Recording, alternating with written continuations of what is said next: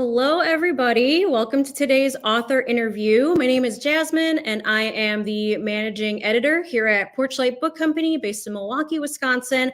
And I am talking today with Stephanie Harrison, author of New Happy, Getting Happiness Right in a World That's Got It Wrong. Welcome, Stephanie. Hey, I'm so happy to be here with you. Thank you for having me. Yeah, I'm so excited to get to talk to you today, get to have our audience learn more about your book, which is like such a good book. I read it in like 2 sittings. It was wonderful. Thank you. That means so much to me. Yeah, of course. So we'll get into what your book is about in just a little bit here, but I do want to recognize that today is your book's pub date. It's officially out on the shelves. People can go grab it from their favorite bookstore, including us at Porchlight. So Stephanie, how are you feeling now that like your book is like out? Oh, I feel so excited and so glad that this day is finally here. Part of the journey of this book has been really taking like 10 years to come up with this philosophy of happiness. And so it feels like I have been waiting for a really long time. So I'm excited, a little anxious to hear people's feedback. I hope that it connects with the right people, but mostly just incredibly grateful, to be honest. That's awesome. And how are you kind of feeling? Obviously, like you said, it's been maybe like over a decade of like this book kind of coming to fruition, from like the very first ideas of the New Happy to now. But like in maybe the past like few months to year, like what were the emotions that you were kind of feeling in like the lead up to like your book becoming a reality? I think we went through a couple of big rewrites on the book over the last year and a half, I would say. So it was kind of like the process of chiseling out the best way of communicating this ideas. And so continually updating the book and trying to get closer and closer to the best way of sharing the philosophy with people. So there was a lot of frustration involved in that in terms of the grit and the kind of persistence that's required in order to go through rounds of edits and continue to refine and all of that. But then once that was done, I felt proud for sticking with it and grateful for the team that supported me. And then once the text was done, then had to turn to the artwork and do all of that. So that was almost like writing a second book afterwards. So I definitely had my moment once I submitted the manuscript of being like, wow, I can't believe I have to like write another book or illustrate a book now at this point. But I'm so glad that I had the chance to do that because I think it makes the book really unique, hopefully.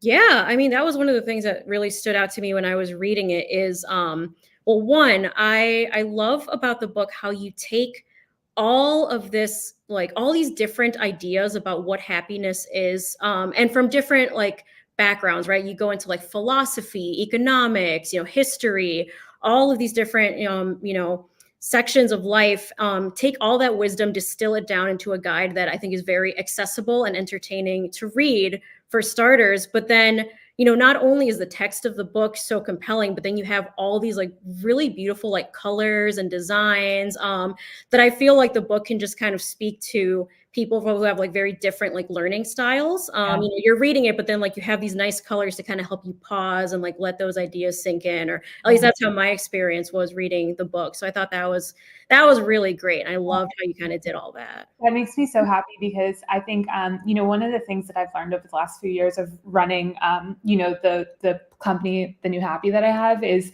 they can understand these ideas in a different way through those different learning styles, like you mentioned. And so it's almost like if you have the words and then you have the artwork to reinforce it, the idea is able to penetrate in a different way or stick with you or give you something to hold on to. And I think, like when I think about my job, I really see myself as a translator of research and a communicator of these ideas. And so my job is to make it as digestible and easy for people as possible so that they can walk away with tools that actually make a difference. And it's been so amazing to see how much people do respond to the visual side of things as well as the written word.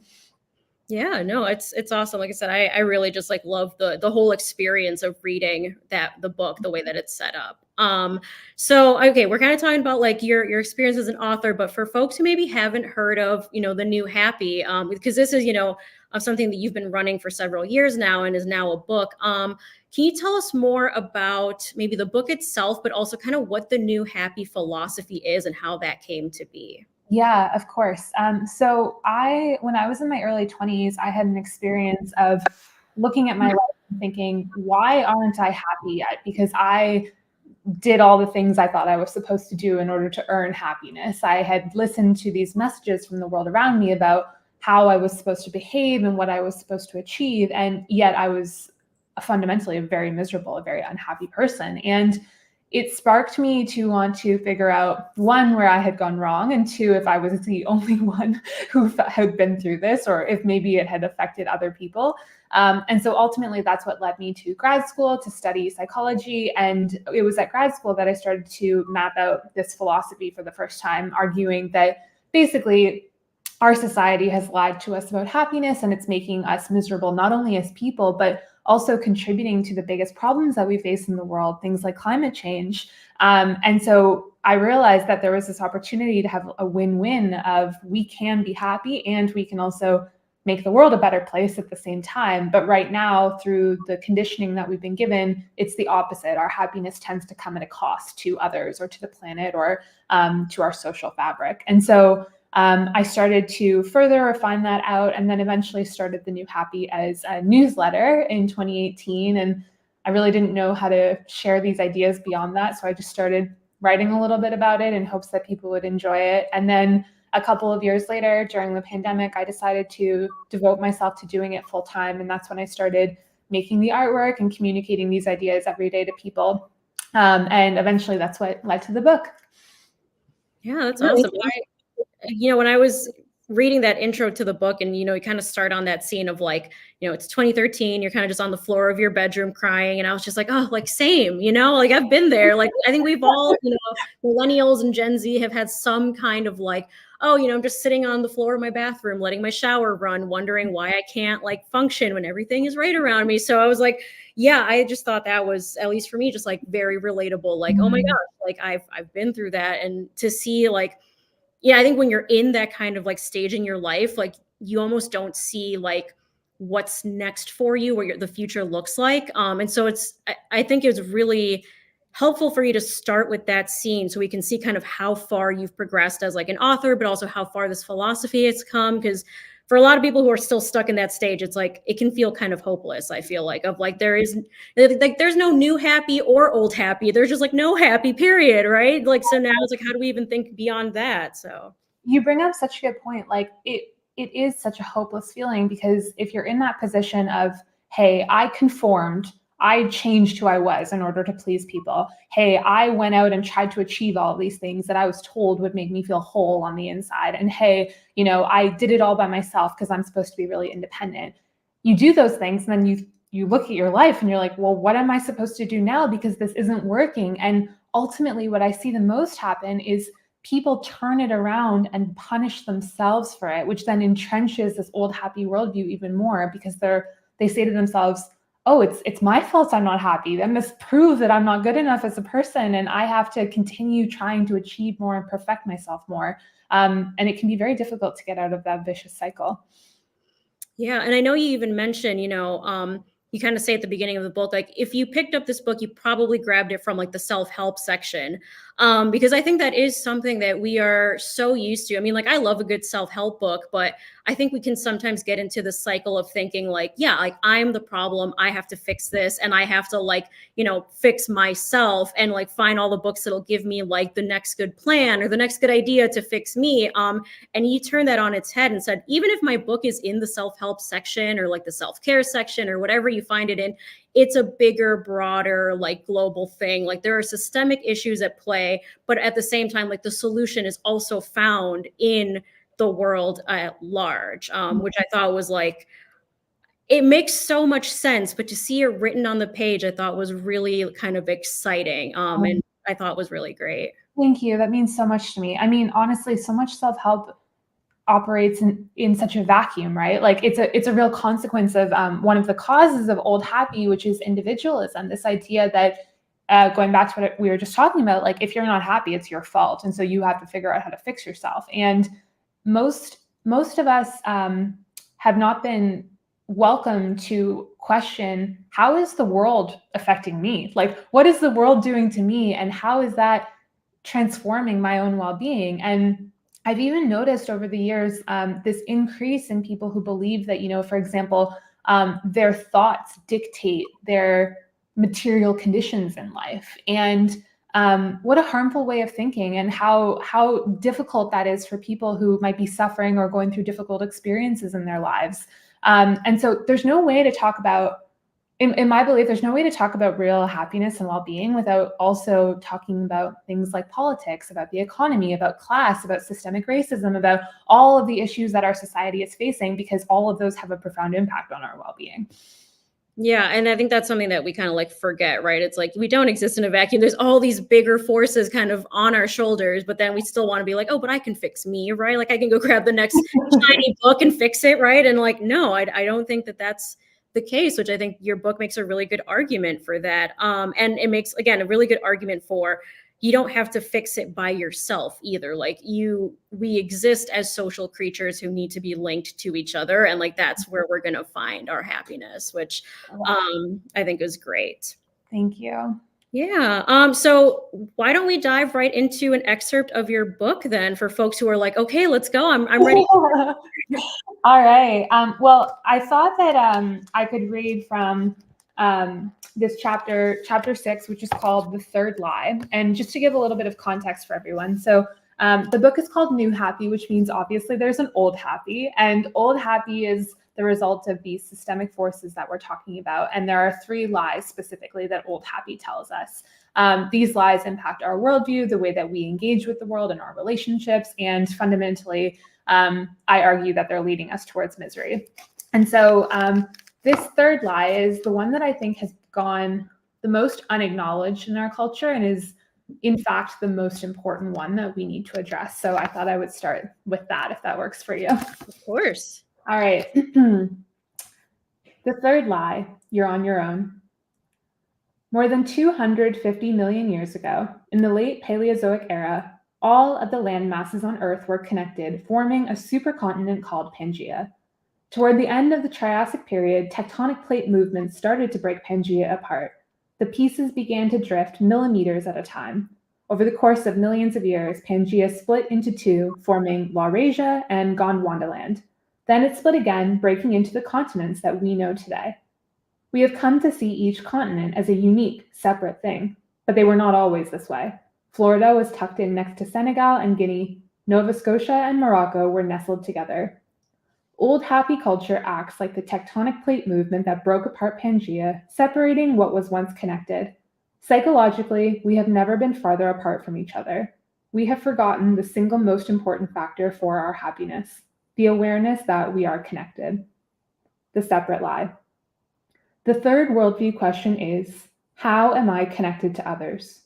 Old happy's answer, you aren't connected to anyone. You have been told that you, as a person, are separate from others, your community, and our world. There's you, and then everyone outside of you. This is the belief that is most deeply embedded within our worldview. It really and truly seems like yourself is a completely separate from all other selves. You're in a different body, aren't you? You have your own private thoughts. You have feelings that rise and fall. You have distinct needs, desires, and dreams. This is true, and it's not the full picture. No man is an island entire of himself, wrote the poet John Donne in 1624 as he lay ill with typhus in London. Yet this is exactly how we have been taught to view ourselves. In a seminal paper, researchers Hazel Rose Marcus and Shinobu Kitayama argued that the way you see yourself is highly shaped by your culture. Those of us who grow up in individualistic cultures see the self in a completely different way than those who grow up in collectivist cultures. We are taught to value ourselves for our ability to uphold individualistic ideals like achieving, being unique, and figuring things out on our own. When we describe ourselves, we use words that showcase how special and different we are. I'm smart. I'm successful. I'm good at sports. The Buddhist philosopher Alan Watts called this our tendency to think of ourselves as skin-encapsulated egos. The poet T.S. Eliot, in an introduction to Dante's Inferno, wrote, "Hell is a place where nothing connects with nothing. The separate lie has turned our world into a hell of our own." We care about the things we are connected to. When you're separate from others, you don't have to care about anyone or anything beyond yourself. Even your closest bonds can be loosened. as when a sick or struggling friend or relative becomes a burden that interferes with your personal goals. A person sleeping on the street is something to step around and ignore. A faraway country facing the consequences of global warming gets a second of our attention before we head to work in our gas-guzzling car. This adds up to a culture in which everyone is compelled to look out solely for themselves. Do what you want to do, when you want to do it, with no regard for the impact upon others. Living separately pits you against others rather than aligning you with them. It has created a world in which people are used and tossed aside, or seen as a means to an end. It transforms life into an endless competition because nothing is shared and everything has to be won for yourself. This self-focused pursuit of success is not questioned by our culture, it's celebrated. It drives us to pursue extrinsic goals and to seek to become the perfect self. For further evidence, look at how we treat people when they're struggling. They're told to fix themselves on their own. They need to change themselves, develop new habits, and otherwise focus on themselves until they are better. And what is better? Being strong, independent, and no longer needing any help, separate. It's rare that the ecosystem surrounding them is explored. What social, cultural, or environmental conditions might be making this person unhappy? When someone you love is struggling, do you ever ask yourself, how am I contributing to their pain? Most of us don't. It's their pain in their own little skin-encapsulated ego, and therefore, it's their problem. Another example, parents. One study estimated that 66% of working American parents meet the criteria for parental burnout. They feel intensely exhausted and question their ability to be good parents. To cope, they disconnect from their kids, losing the joy and meaning of parenting, which amplifies their stress and exhaustion even further. In a landmark study, scientists discovered that individualistic countries are by far the most likely to have burnt out parents. In the United States, there is a profound lack of infrastructure supporting parents and caregivers. Writing for The Atlantic, Kendra Hurley pointed out that this stems from the belief that good parents are those who do it all on their own, and that government support for parents is at odds with parents being responsible for their kids. The scientist leading this study, Isabel Roscan, pointed to old happy culture as the cause. Our individualistic countries cultivate a cult of performance and perfectionism. Parenthood in these countries is a very solitary activity. When you are separate, you are solely responsible for absolutely everything that happens within you, to you, and for you. This includes your happiness. You are on your own. Yet this flies in the face of years of research that has found that we are deeply affected by the world around us.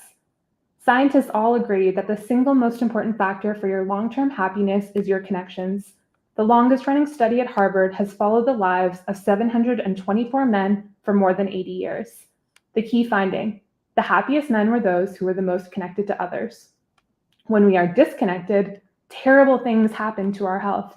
Loneliness is more deadly than smoking and inactivity. It increases your risk of dementia by 50%, and it's associated with greater risks of premature death and mental health challenges.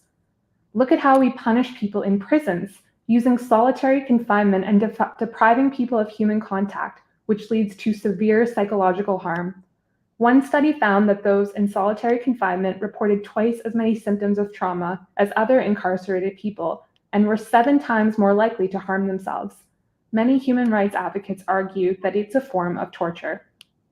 The science is clear. The more connected you are, the healthier and happier you tend to be. The more disconnected you are, the more unwell and unhappy you tend to be. Why? We are in no way, shape, or form separate from one another. Reconnecting is our task. Happiness is our reward. Such a good section. And something that I love about that and about the book overall is how much data and information is layered on to kind of prove the same thing. Like, we need to be connected. We need to rely on each other. Like, our happiness is found with other people. And like, I mean, you cite like philosophy, literature, like economics, like so many different things that it's like, oh my gosh, like it really is like, it makes so much sense because so many people are saying the same thing across time and across, you know, different methods and all of that. Something that I'm curious about is when you began your research into like the study of happiness and all, and like clearly you found so much information. I mean, you even say that like your list of references doesn't fit in the book. It's on the website. Like that's how much information we're working with. How did you or like kind of how did you approach like where to even start to kind of distill all of that into something that people could readily understand? It's such a good question. I really wish I had had a method. I started with I started by when I was in grad school, I was exposed to sort of all of the foundational research in the fields of psychology and specifically focused on well-being and happiness. And while I was there, I started to tease out, okay, here's what we know from the research about well-being and happiness in the field of psychology, and started to make note of all of these discoveries. And one example is something that is the second lie of Old Happy, which is this idea that achieving fame and fortune and success will make you happy. And when I got to grad school, I realized there was these great scientists who had already proven that that didn't really work. And so I sort of mentally noted that down. And by the time I was done, I had this list of these ideas, these sort of, they're called lay beliefs, like kind of the common beliefs that people have about happiness. And then I had the data showing, does this actually work or does this not work? But at that point, what really interested me was like, where do those lay beliefs come from? And that was the point when I had to go into, more of the sociology and the systemic factors that affect well-being, the conditioning that we go through in childhood, the ways in which our brains develop and evolve, the forces of the policy and of structures. And so it was almost like this kind of web spurring out from that. And then once I had done that, which took me several years, I sort of stepped back and looked at it and I thought, okay, how do I communicate this in a way to people that makes sense? And to be honest, that was probably the hardest part of writing this book, was figuring out the core framework to give people, and specifically figuring out these 3 lies, because I had so much research and I was trying to figure out, okay, what's the best way to help people to get a hold of this and wrap their arms around it. And ultimately, what I was able to tease out is this idea that these forces all combine together to teach you to develop these beliefs about who you are as a person, what you should do with your life, and how you're connected to others. And those 3 beliefs essentially affect every single thing that we do all of our lives. And so we have to start with changing those and addressing those if we want to be able to make change happen. Nice. Was there any, like, because you do have like those 3 kind of core beliefs that you kind of distill it all down to. Were there any other like approaches that you took, or maybe like something that you left out of the book, or just like, was there any kind of like different version of the argument that you might have made, and like, what impacted you to maybe move away from that direction, or how does that maybe still kind of work with everything in the book? Yeah, what's really interesting is when I started doing this work in grad school, I had not figured out one of the core lies, which was the idea that you're not good enough. There's something wrong with you. You're lacking something. Basically, this sense of profound conditional self-worth. And the reason why I hadn't figured it out is because I was falling prey to the old happy idea that I was the only one who felt that way.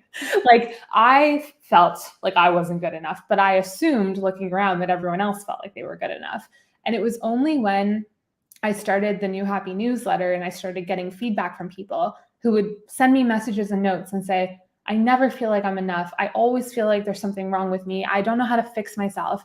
And I started to realize, oh, I'm actually not the only one. This is the core wound at the heart of it. And so in many ways, it was also the kind of the 3 lies were also shaped by the interactions with this community that I built, who have told me, hey, here's what I'm feeling, and here's how this personally affects me in my unique lived experience. And then that's what then helped me to kind of tease that out into that form of the 3 big lies. That's awesome. As you've been, working with the New Happy philosophy in some way, shape, or form for over a decade now. You run your newsletter, you have this online presence, you have the book.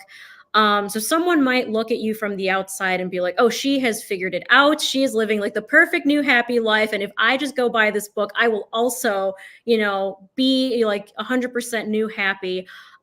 Which I'm sure we both kind of know like that's not true. It's a practice and it's ongoing. And a lot of those old happy beliefs are going to kind of keep coming back because they're so ingrained and so insidious. As you were writing this book in particular, which I know can be like a really difficult process for any author, did you feel any kind of tension between like writing about new happy, but then maybe having like old happy beliefs filtering through? Oh, for sure. And I would just say, like, to your point, if you read this book and you're trying to put the lessons into practice, you have to always remember that you're trying to be new happy in a world that's still old happy. And so you're always, as you're going out and engaging with the world, you kind of pick up that detritus on you. And so learning how to shake that off becomes one of the most important skills in many ways. And it's absolutely the case for me. And there are many experiences I can think of writing this book where I found myself being pulled back into old happy. I think I've gotten better over time at recognizing it. And honestly, writing the book made it even more obvious to me because I was so immersed in the narratives and how they work. But for sure, I think, God, what if people hate this book? What if this book is a failure? What if nobody reads it? What if it's a complete embarrassment for me? Like all of those thoughts. And then as I was writing it and struggling with the process, because I did find it very difficult, oh God, you're such an idiot. Why did you think you could do this? You obviously aren't smart enough to do this. You're never going to figure this out, blah, blah, blah. Like those thoughts and feelings come up when you are in new or stressful environments. And I think our task is in many ways to meet them with, awareness and compassion and say, okay, like I'm trying my best and this is hard and I'm doing something that's really brave. And then over time, you learn to overcome them in this new domain that you're working in. And then that's what helps you to then take on new challenges. So it's always this process of like shedding some stuff so you can keep growing in the right direction. Yeah, you use this really great image in the book about Michelangelo seeing, a piece of marble and thinking like the sculpture is already there. I just have to carve away at it.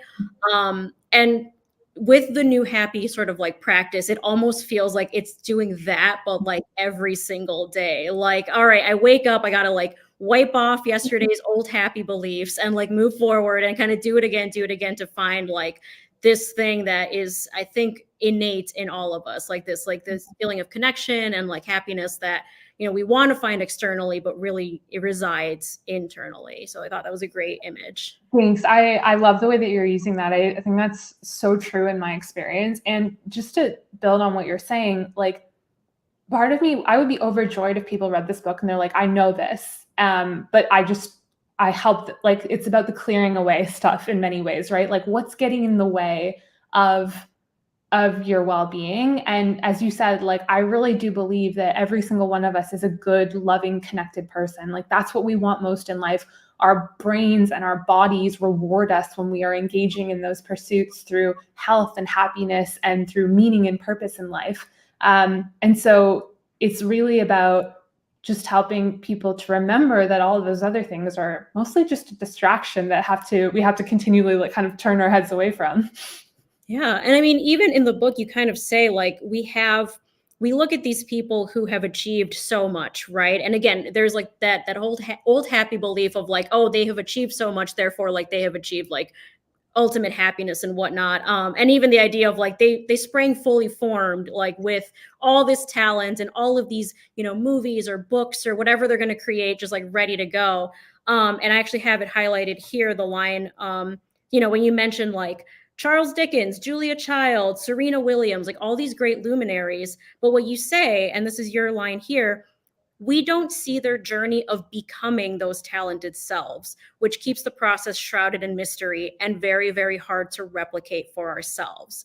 Like there's so much that goes into, I mean, in that case, it's, these great artistic, athletic, what have you achievements, but even just like becoming a happy, healthy person. I think we don't always see the path that a lot of people take to get there. We just assume people are like happy and well connected and everything was great, but like there's so much that's like hidden underneath. And I love that your book like actually unpeels a lot of those layers and like lets people know, like, even if their life is like a hot mess right now, like, it has been for a lot of us, and like that's just part of your journey to like get better, It is, like, and I would never have written this book if I wasn't a hot mess, like, right? Like, that was the catalyst in every possible way, and it's okay, like, that's part of the human experience, right? Like, we have to stop judging ourselves for struggling, and again, so much of it is because it is, as you said, like, hidden behind these stories that we like to tell about people, and, like, even when I was researching that talent chapter, what blew my mind was the idea that when you look at all these people who we are like, oh, those are the top 500 greatest people who ever lived kind of thing, these luminaries, almost all of them, if not all of them, were basically from a very early age put into the most favorable of circumstances to help them to develop their talents. They were given these opportunities, and some of them had many challenges in their lives that they had to overcome, just like everybody. But what they had was this invisible structure surrounding them that made it easy for them to do these things. And I think for people who don't have that, old happy culture wants to tell you to blame yourself, like there's something wrong with you because you're not, on a 30 under 30 list in our equivalent today, right? Like, Mhm. and that's just it's a hugely unrealistic expectation that ultimately backfires, and our culture of sort of elevating these solo heroes actually often ends up hurting us. Yeah, and as working in the book industry, certainly there's like the one name on the cover of the book, right? It's Stephanie Harrison is on the cover of the book, but you even say so yourself, like, this is not just your work. I mean, from all of the sources you've cited to just like all of the people that have crossed paths with you or you've crossed paths with, um, there's just so many people that go into creating one piece of work. Like, there's not the singular hero as much as we in our culture like to elevate these singular figures.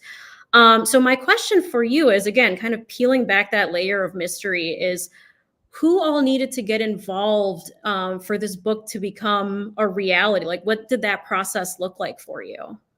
Oh gosh, I mean, it started with my dad, who gave me Martin Seligman's book, which was my introduction to positive psychology. That's what inspired me to want to go to Penn. I had a colleague at work who was a mentor to me, who I was sort of reporting into him. He encouraged me to apply to it. I had colleagues at work who wrote recommendation letters for me and did it on the week deadline so I could get it in on time. I had professors and classmates at Penn who taught me so much that I never would have had exposure to otherwise. I left and had the chance to start sharing those ideas with a small community of people who then gave me constant feedback that allowed me to refine. My partner Alex, who has been with me like at every step of the journey, has been just as much a part of this as me in many ways, and helping me. He came up with the name New Happy. He was the one who encouraged me to start my company. I had mentors at Thrive who helped to support me and encourage me. I had friends who read my book proposal and read chapters and provided feedback. And then all of the thousands and thousands of scholars whose work goes into this, those both cited and those who were read, but informed my thinking in one way or another, in ways that I probably don't even recognize at this point in time. And then my team at Penguin and my team at LGR Lit, like this book is this book has given me a profound recognition of the truth that I try to share in this book, which is nobody does anything alone, and the only way to find happiness is to do it together. And I feel like if I had any job, it was just sort of like arranging all of those gifts that people gave me into something that was useful. And ultimately, this is completely impossible without everything that was given to me and all of the incredible people who helped me along the way.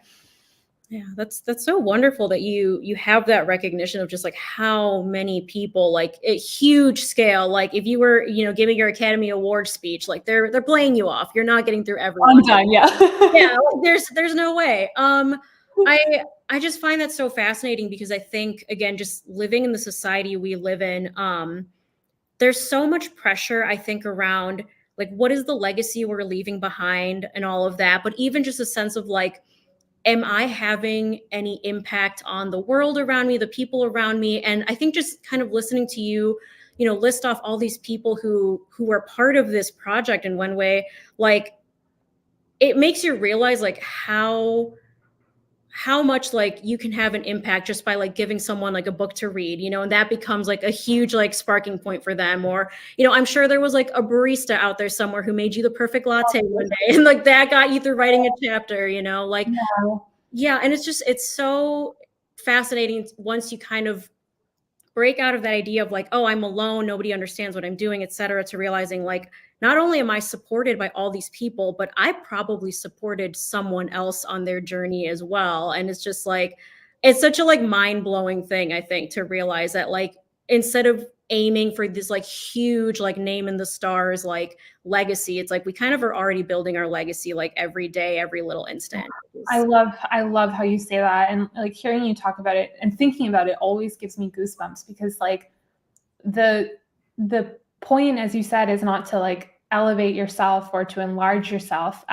It's just to like use yourself and to do that in the ways that are available to you. And I think like there was actually a little bit that I ended up having to cut from the book, because I felt like hopefully I'd already made my point and hammered it hard enough home. But it's all about this sense of interconnectedness and how our small actions have a disproportionate impact upon people's well-being. But the idea was like, bring somebody to mind who you admire, like the president, or like a moral figure who you look up to, or even a celebrity, and then ask yourself like, who shaped that person?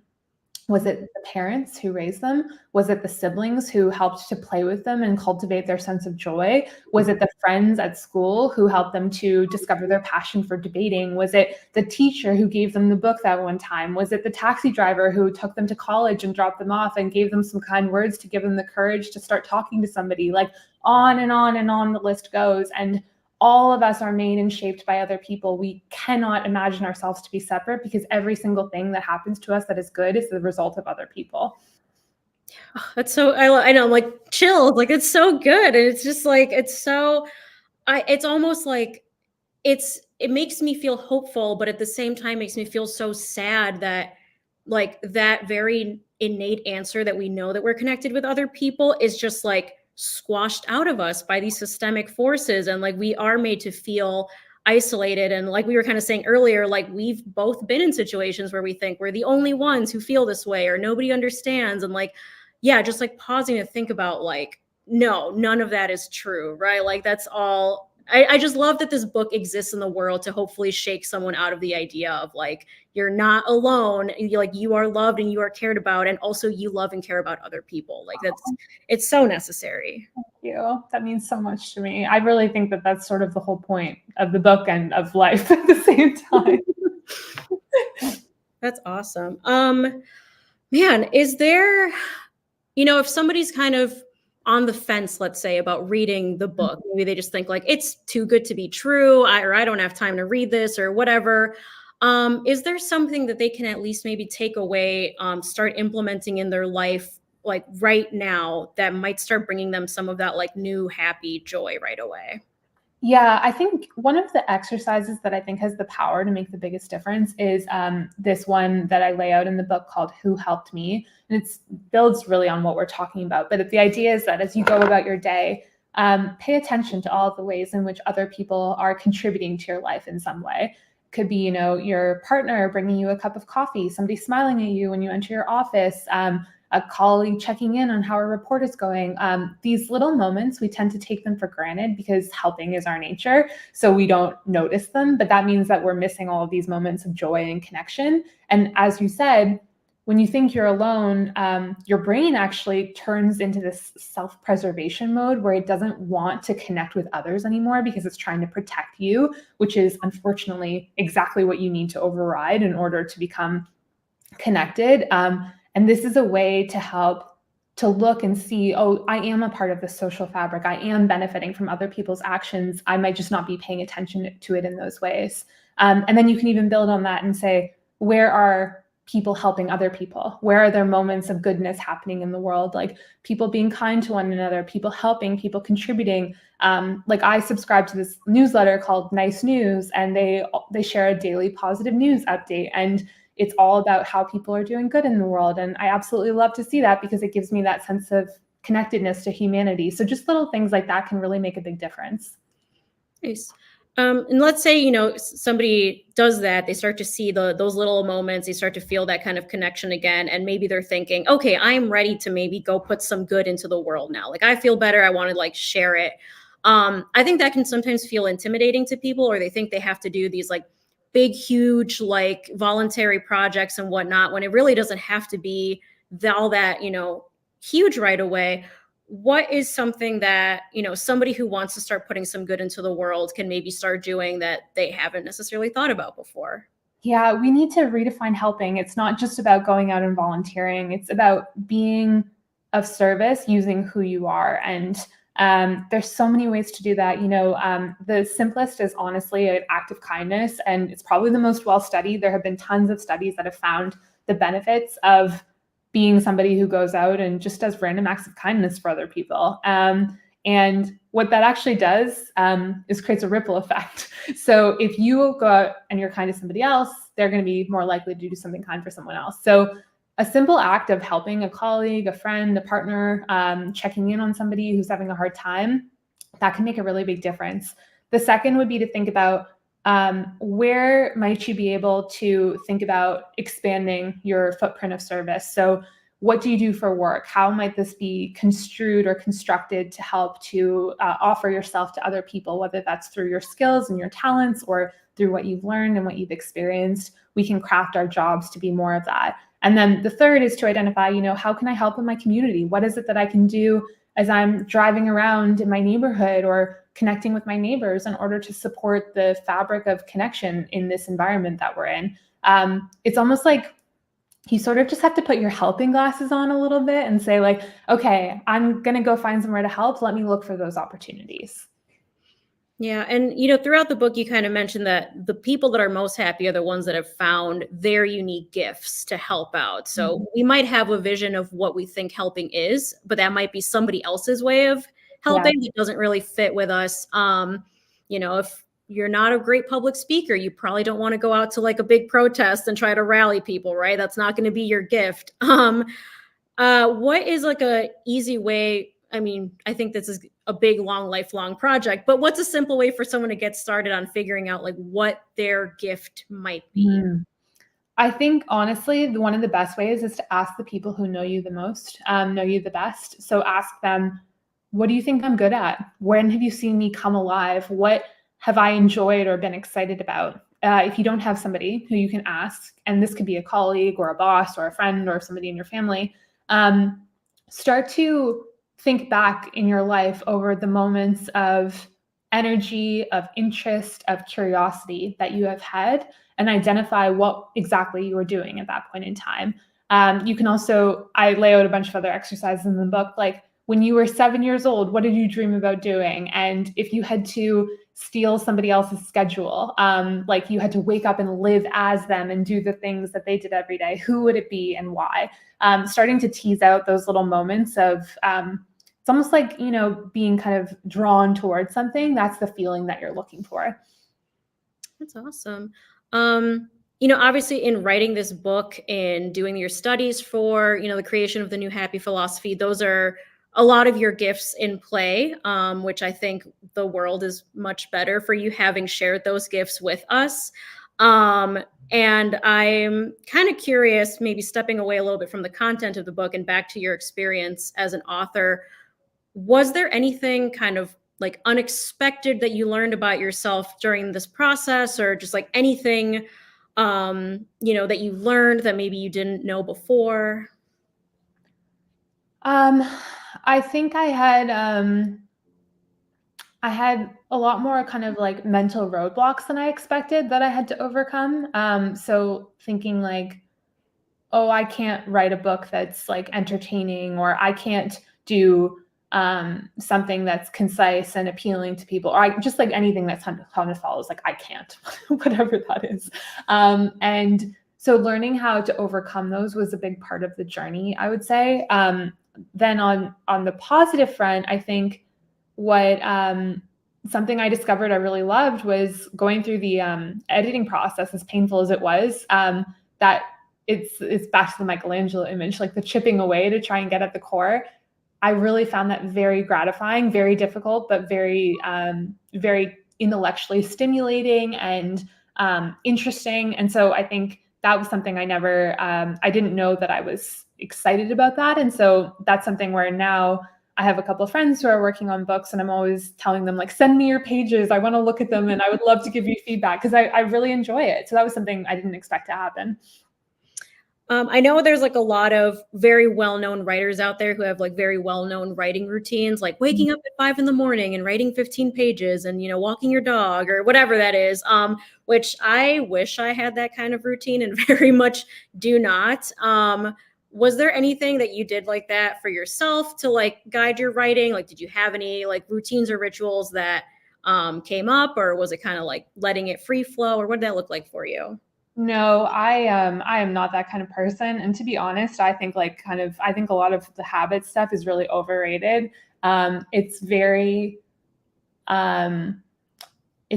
contingent on control in many ways, and I don't really like to live my life in that way. I like to have, like structure in terms of thinking about what I'm gonna do and like live my life. But the idea of having some sort of like ritual I have to do every day honestly makes me feel really stressed. And I used to try so much to kind of beat myself into submission to do it, and it never worked. It only made me angry and stressed and anxious. And so for me, the ritual was like just being like, where can I find a little time today? I think like most people, I have responsibilities in my life. I have challenges that I'm dealing with. There's a lot that has to get done every day. Like we all have a lot on our plates trying to get through it and survive in many ways. And so for me, it was like, okay, I have an hour at 8 o'clock tonight, and I'm going to use that to try and do a little bit of work on this. The whole kind of like mythical morning routine thing is not something that I really use.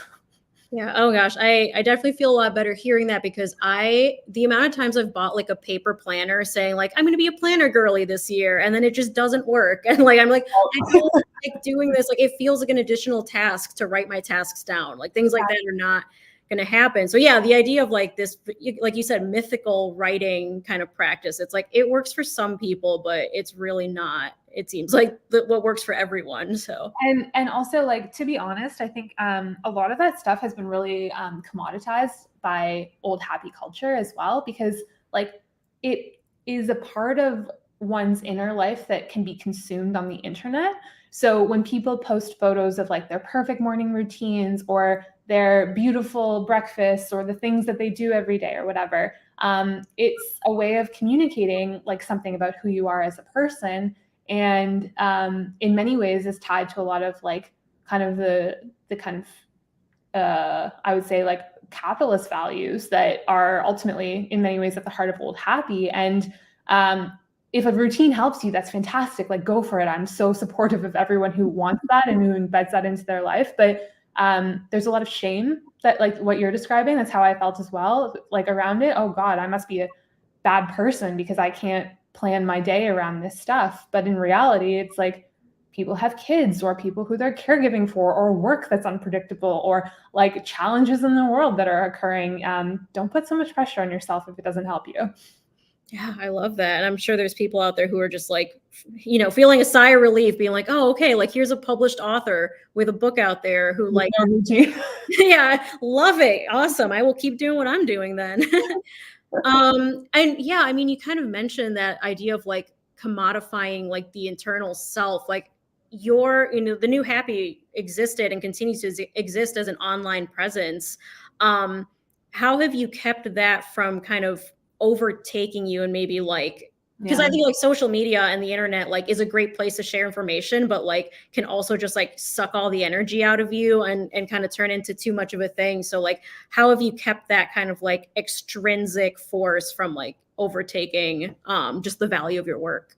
I didn't even have a social media account until I started the New Happy one in 2019 or whenever I did, because I was so put off by the culture and the values that are on display there. And then eventually I sort of was like, well, if I want to get these ideas out there, I'm going to have to participate in some level, but I can do it my way and hopefully keep it aligned to my values. And so the principles of the New Happy, which I established then, were this is about service. It's not about me. It's not about getting anything out of these people. It's about showing up and helping them. And what I discovered was when I used social media in that way, it became this really amazing tool for community and for connection. And people often ask me, like, why haven't you burnt out? Or why, like, how can you still enjoy it? We hear all these stories about creators who burn out and all that stuff. And I think it's because it's not about me. Like, the New Happy is a community for people who want to be happier, and it gives them daily tools and resources to help with that. And even like, I do like educational videos and stuff now to explain these concepts. Again, I'm not talking about my life. I'm talking about how to help you improve your life. And that focus on service is what makes it something that's motivating and meaningful for me. And that's what keeps me able to continue doing it. And also helps me to avoid getting caught up in those old happy values. So I know it's really hard for people. I used to run like a little community challenge where we do a spring clean of everyone's social media feeds and try and find a way to, follow the accounts that help you and support you. But if you're a creator, I think really being focused on how you can serve has been the best thing for me in terms of keeping it something that brings me joy. It's wonderful.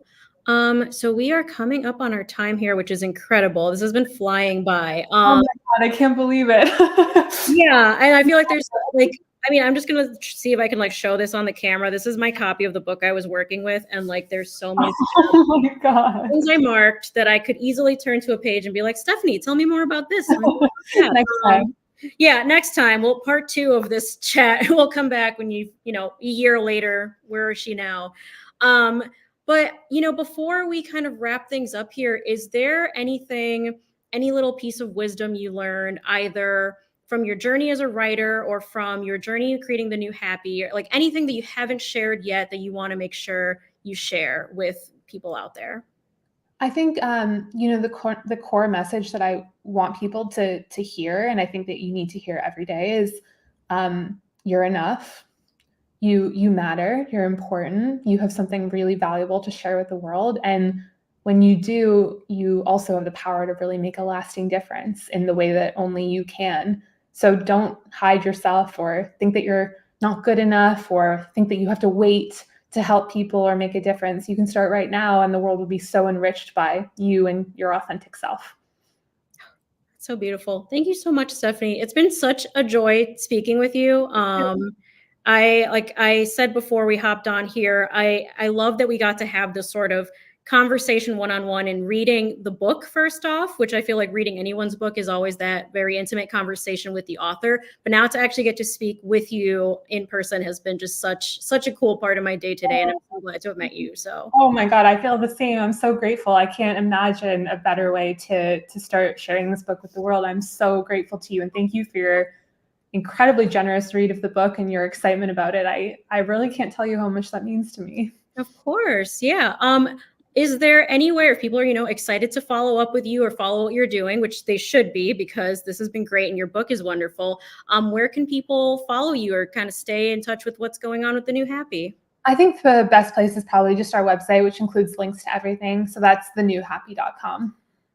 Awesome. Thank you so much. And for folks who are watching, we are running a promotion where you can get a signed copy of Stephanie's book. This, and I am not just saying this to flatter you, but this might be one of my favorite books of the year so far. So I really hope people get it because it's so good and just really great. So again, thank you for writing this. Thank you for sharing your gifts with us. And I just can't wait to see where this book goes and how many lives it hopefully changes on its way out there. You're going to make me cry. I can't wait. I'm so thankful to you. Thank you so much for saying that. And what an absolute joy it's been to talk to you. Thank you for sharing your gifts with the world. What a privilege to get to witness them. Awesome. Thank you. All right. Well, that is the end of our time here. Thank you to everyone who watched, and we will